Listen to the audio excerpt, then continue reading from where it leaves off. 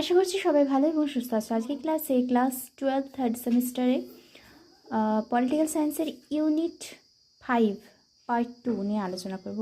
Unit 5-এ রয়েছে রাজনৈতিক দলগুলো এবং আজকে পার্ট 2 ক্লাস 2 নম্বর ক্লাস। আজকে জাতীয় দল সম্বন্ধে আলোচনা করব। জাতীয় দল বা ন্যাশনাল পার্টি কি? যে দলগুলি দেশের বিভিন্ন রাজ্যে সক্রিয় থাকে এবং সমগ্র দেশের জনগণের স্বার্থে কাজ করে, সেটাই জাতীয় পার্টি বা ন্যাশনাল পার্টি। অর্থাৎ এমন কিছু দল যা দেশের বিভিন্ন রাজ্যে সক্রিয় থাকবে এবং জনগণের স্বার্থে কাজ করবে, সেটাই ন্যাশনাল পার্টি বা জাতীয় দল। এবার জাতীয় দল গঠনের মাপকাঠি কি রয়েছে? জাতীয় দল প্রথম যেটা, একটি রাজনৈতিক দলকে কমপক্ষে 4টি স্টেট পার্টির স্বীকৃতি পেতে হবে। 2 নম্বর মাপকাঠিতে বলা হয়েছে দলটিকে লোকসভা মানে হচ্ছে এটা কেন্দ্রের হাতে থাকবে, অর্থাৎ প্রধানমন্ত্রীর হাতে থাকে। আর লোকসভার আসন সংখ্যা হচ্ছে 543টি।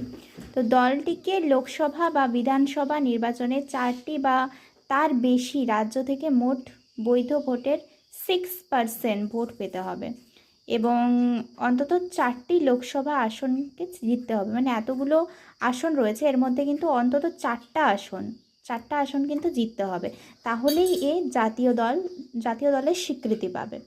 এর মধ্যে সবথেকে বেশি আসন কোথায় রয়েছে? টোটাল আসনের সংখ্যা তো 543টি, এর মধ্যে সবথেকে বেশি রয়েছে ইউপিতে রয়েছে 80টি এবং ওয়েস্ট বেঙ্গলে রয়েছে অর্থাৎ পশ্চিমবঙ্গে রয়েছে 42টি আসন লোকসভার সিট।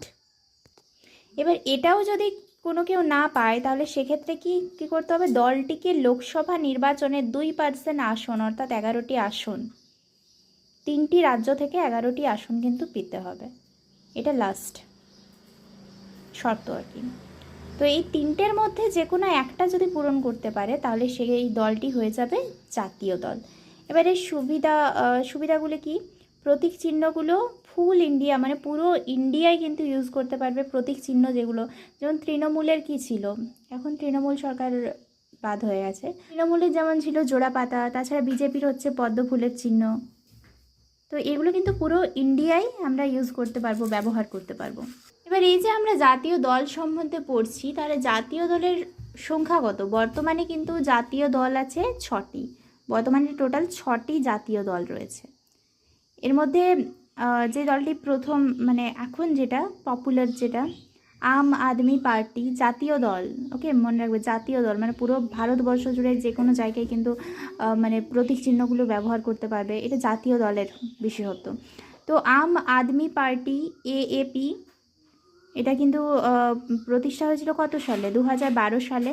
আর এর প্রতীক হচ্ছে ঝাঁটার চিহ্ন। তারপরে বহুজন সমাজ বা BSP, এটা প্রতিষ্ঠিত হয়েছিল 1984 সালে এবং এর প্রতীক যেটা হাতি। BSPর প্রতীক যেটা সেটা হচ্ছে হাতি।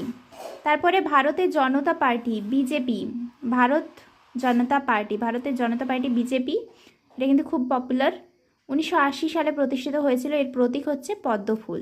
তবে ভারতের কমিউনিস্ট পার্টি মার্ক্সবাদী যেটা CPM, ভারতের কমিউনিস্ট পার্টি CPM প্রতিষ্ঠিত হয়েছিল 1964 সালে আর এর প্রতীক হলো কাস্তে হাতুড়ি তারা। দেখবে তোমরা যখন ভোট হয় তখন কিন্তু খুবই কম যেহেতু থাকে পতাকাগুলো, খুব একটা নজরে পড়ে না, কিন্তু তবুও বিজেপি তৃণমূল পতাকার মাঝে মাঝে দেখবে এই পতাকাগুলো থাকে, 2-1টা কিন্তু দেওয়া থাকে। তাছাড়া ভারতের জাতীয় কংগ্রেস INC, এটা প্রতিষ্ঠিত হয়েছিল, ইন্ডিয়ান ন্যাশনাল কংগ্রেস প্রতিষ্ঠিত হয়েছিল 1885 সালে, যার প্রতীক হলো হাত। এবার ন্যাশনাল পিপল পার্টি NPP, এটা প্রতিষ্ঠিত হয়েছিল 2012 সালে, এর প্রতীক হলো বই, কেতাব। তো আমি কিন্তু এটা পড়িয়ে দিচ্ছি, এর মানে এটা নয় যে তোমরা বইটা পড়বে না, বইতে দেখবে আরও অনেক ইনফরমেশন আছে, সেজন্য কিন্তু বই পড়তে হবে। ওকে, আর এটা বেসিক কনসেপ্ট। এবার এখান থেকেও প্রচুর কোয়েশ্চেন আছে, যেমন বর্তমানে ভারতে কটি জাতীয় দল রয়েছে, এটা খুবই ইম্পর্টেন্ট। 6টি জাতীয় দল রয়েছে। কোন দলটি কবে প্রতিষ্ঠা হয়েছে? এর মধ্যে বিজেপি, এটা কিন্তু খুবই ইম্পর্টেন্ট। তাছাড়া ইন্ডিয়ান ন্যাশনাল কংগ্রেস INC, এটা রয়েছে CPM। ওকে, তো আজকে এই পর্যন্ত। Thank you for watching my video. পরবর্তী পার্টে কিন্তু আমরা আঞ্চলিক দল সম্বন্ধে বা রাজ্য দল সম্পর্কে আলোচনা করব।